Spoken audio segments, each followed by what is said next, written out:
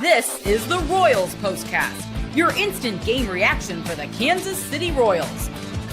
Part of the Locked On Podcast Network, your team every day.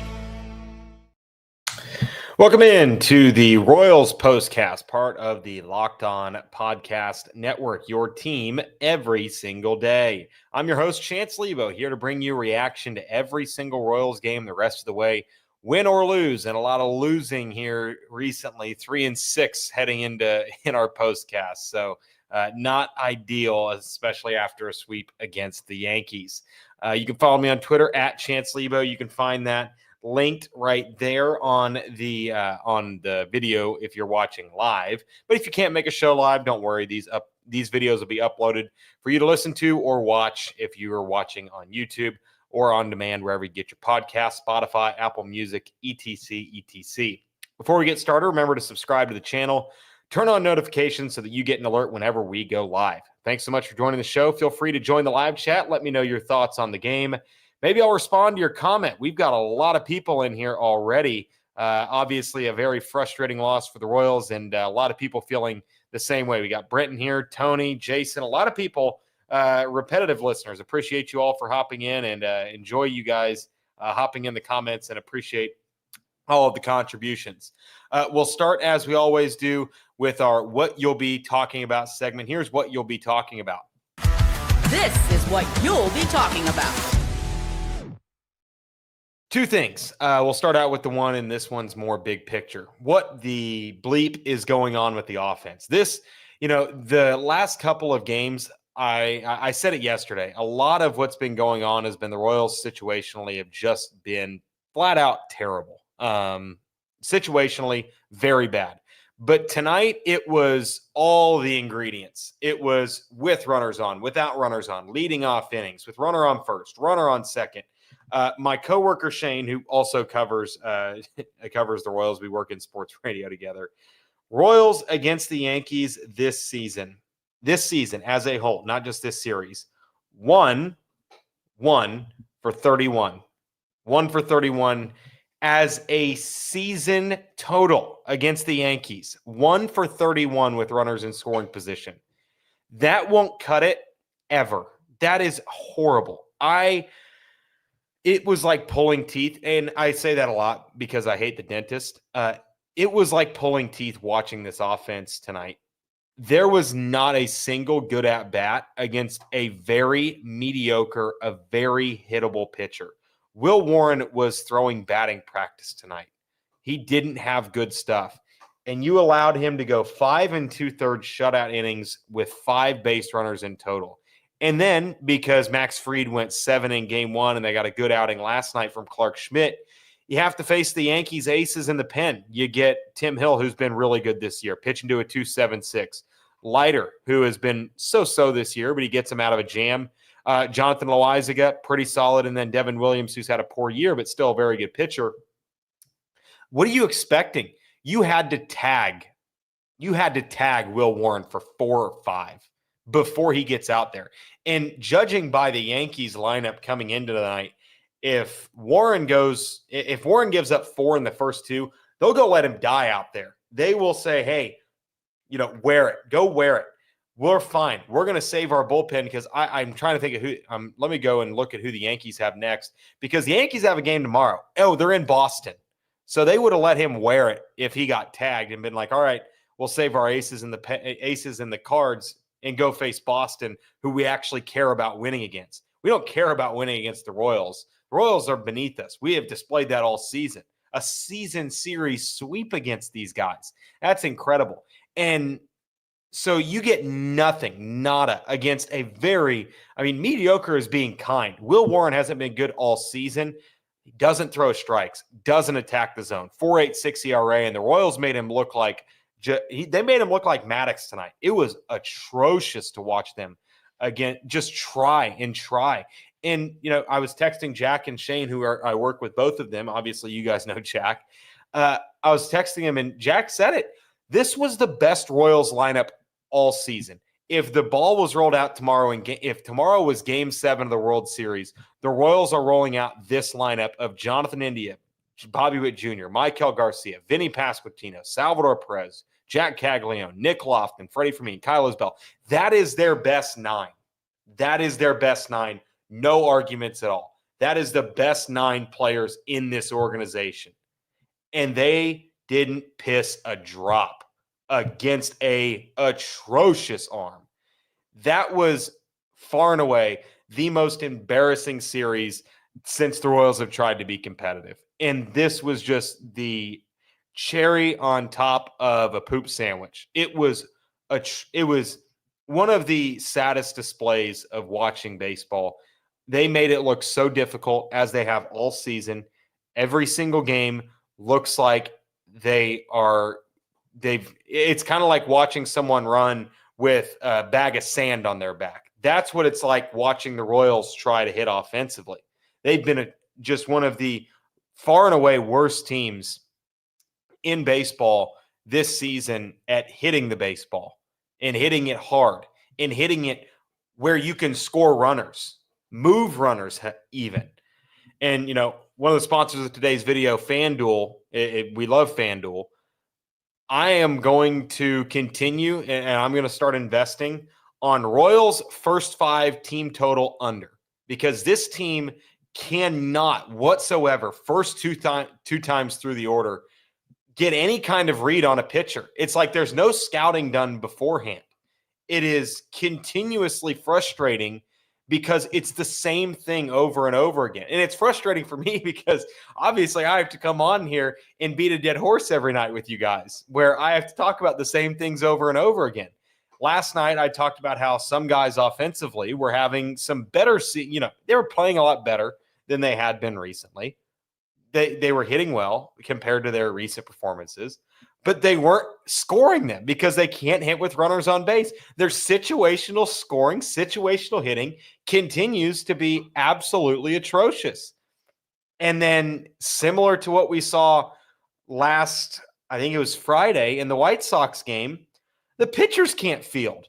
Lucas Erceg, who is a converted third baseman, mind you, was playing third base 3 years ago in the A's farm system, knows how to throw a ball, covers the bag, which Vinny never should have thrown it to first base. They never had a chance to get Paul Goldschmidt in the top of the 8th. That was never an opportunity. There was not a possibility of them getting Paul Goldschmidt. Vinny basically throws it away. Erceg has to save it. They don't get the runner. And the third base coach is sending the runner at third regardless of whether Vinny comes up clean with that and gets the runner.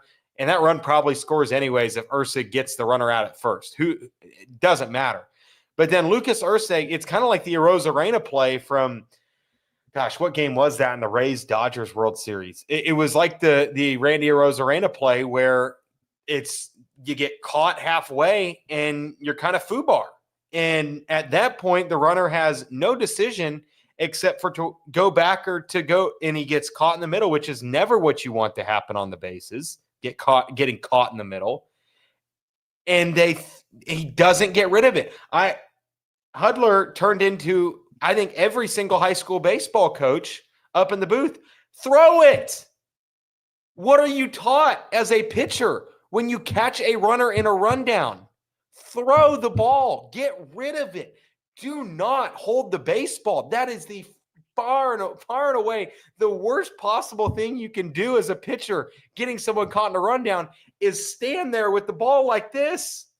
You're not doing anything. And so he doesn't get rid of it, catches the runner, triple clutches with the baseball, and puts a terrible throw to the plate. And the game-winning run, which Ryan Lafleur makes a great point. Royals weren't going to win this game with no runs on the board. They're going to have to score anyways. But you've got to at least make an attempt to get the runner. It just is the simplest thing. And it's in the situational hitting's one thing, whatever. That's law of averages says that's going to at some point, cross our fingers, at some point that's going to figure itself out, or at least regress back to the mean. But it's the little simple things. I mean, Garcia, I understand him trying to stretch that to a double yesterday. Wrong time, whatever. I'm fine with it in the moment. I don't think that you need to criticize Michael Garcia for showing a little hustle for the first time this season. But the pitchers continue to cost the team runs in the most crucial spots, and it's the guys out of the bullpen. And if you think that some advanced scout, which is the A's are coming in next, and I haven't even thought ahead to who's after the A's, but whoever's next, it looks like it is the Rangers. If you don't think the A's and the Rangers have some advanced scouts there saying, hey, these guys in the bullpen, they can't field the position. We can bunt on these guys. That's over. You're not going to get guys out. It's as simple as that. And so that is what you'll be talking about tomorrow. Hopefully it's not with that much angst and emotion. But that was one of the worst displays of baseball, most painful games I've had to sit through in a long time. And thank God that delay was only 20 minutes because I really didn't want to be on here at 1 a.m. talking about a 1-0 Royals loss. All right, when we come back, we'll talk a little bit more about the offense. Jack Caglione had, I would say, probably his second worst performance of the season tonight. I'll tell you that.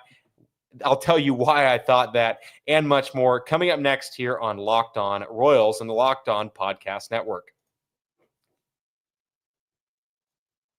All right, time to get to the sponsors of today's video. First, it is FanDuel. The NBA playoffs are in full swing, and every night delivers highlight-worthy performances, major momentum shifts, and can't-miss moments. Whether it's a game-winning shot or a breakout player, there's never been a better time to get in on the action. FanDuel makes it easy to stay in the game before tip-off and live action. With player props, performance trends, and same-game parlays, fans have more ways than ever to play smart and win big. With the way Tyrese Halliburton and the Pacers are playing, taking them in the fourth quarter to cover the spread, or heck, even betting them live is so much fun on FanDuel. New to FanDuel, it's the perfect time to sign up. Head to FanDuel.com and place your first $5 bet. If it wins, you'll get $200 in bonus bets. You can make every moment more with FanDuel, the official sports betting partner of the NBA. Another sponsor in today's video, it's Gametime. Have you ever decided at the last minute to head to a ball game with friends or even family? Maybe it's game day and you suddenly realize you want to be in the stands. That's exactly where Gametime comes in. It's the easiest way to grab last-minute tickets without the stress. With the money you save on tickets, you can splurge on food, drinks, merch, or even invite a bigger group to come with you. Gametime makes it possible. Gametime makes buying tickets fast and simple. Prices on the app actually drop the closer you get to first pitch. And they've got incredible last-minute deals, clear seat views, and a low price that guarantees a lowest price guarantee that takes the worry out of buying. Seat views right in the app before you buy, so you know exactly where you'll be. I was going to an AUSL softball game here in Wichita, where I'm currently located at. I went to Gametime. They hooked me up. It was awesome.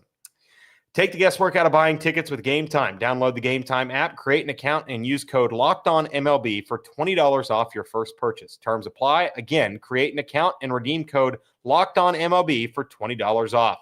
Download the Gametime app today. Last-minute tickets, lowest price, guaranteed. All right, let's talk Cags. It was not a great day for Jack Caglione at the plate. This was far and away his worst performance, other than the hat trick he had in St. Louis. That was what I would consider his worst. This one, he looked like he needed a day off. I'm not saying he needs a day off, but it looked like he could have used a day to reset the day. And that's the issue with the Royals team right now that has 10 major league batters and they field 13. Tyler Tolbert isn't starting anytime soon, or at least I hope not. Drew Waters, virtually unplayable right now. Jack Caglione, at his worst, is still probably the 6th, 7th best hitter on this Royals team. But today, he was a legitimate hole, and I think that last at-bat was very much a challenge for him. He looked overmatched against Devin Williams, but then again, half the league has looked overmatched against him for the greater part of a half of a decade now. So I'm going to give him a pass there in the last at-bat. But he continues to struggle. It looked more and more like he was pulling off, trying to yank it, putting pressure on himself. Just another bad day at the yard for Jack Caglione. He had the ball in right field. I believe it was the double that put the winning run on base for the Yankees. I know there was a double late that he could have had. that probably Drew Waters gets to. Listen, Jack Caglianone's 6'5", 250, and he does not move that well compared to a Drew Waters or a John Rave. So if you're expecting him to run down balls in the alley, I hate to break it to you, but that's just not going to happen. And you're hoping that his bat will outweigh the outs that he gives up on the base paths or out in the field and right field. But today was just a really rough day for him. I'm not selling any Jack Caglianone stock, but third day in a row, third night game against a team that I'm sure, as an Italian, as a East Coast guy, I'm sure that Jack Caglianone grew up a Yankees fan, or at least aware of the aura surrounding the pinstripes. So I think it was a challenge for Jack Caglianone today, and he ends his day going a final 0 for 4 with 2 punch-outs. Had a double play at a bad spot. Runners on first and second, grounds into a double play. And tonight was the first night where he didn't hit a ball hard. So all around, just a really poor performance for the Royals. I think that sums it up. If you were coming to a TLDR, too long didn't read stretch, fast forward to here, 16:15 in the video. Kansas City Royals had a really bad day at the ballpark. And that's going to happen at times. And it was exposed against a really, really good Yankees team. They get a really, really bad A's team this weekend. And for me, I am hoping and praying that the Royals are going to take out some frustration on this A's team this weekend. Because if they don't put up, I don't want to say 8 a game because that's a little extreme. If they don't put up an average of 5 a game this weekend against the A's, who have been pitching horribly all season long. I haven't looked at the projected starters yet, but I don't care. None of them are Max Fried, or none of them are even Clark Schmidt. If they don't win the series this weekend, there's going to be some tough decisions that are going to be made. And I'm not saying guys are going to get fired or lose jobs, but the lineup's going to shift. Bobby, I'm sorry. Hitting second's not really working for you right now. You're kind of a hole in our lineup. Might need to move you down to 4th. Cags, maybe need to stop batting in the 6th hole. Salvi, I don't know. What are we going to do with Salvi? Vinny, we got to get you in some more run scoring. We might have to lead off Michael. Or maybe we flip Michael and we flip Bobby in the lineup. But we got to get guys on for the run scoring. We got to get guys on for Michael. We got to get guys on for Vinny.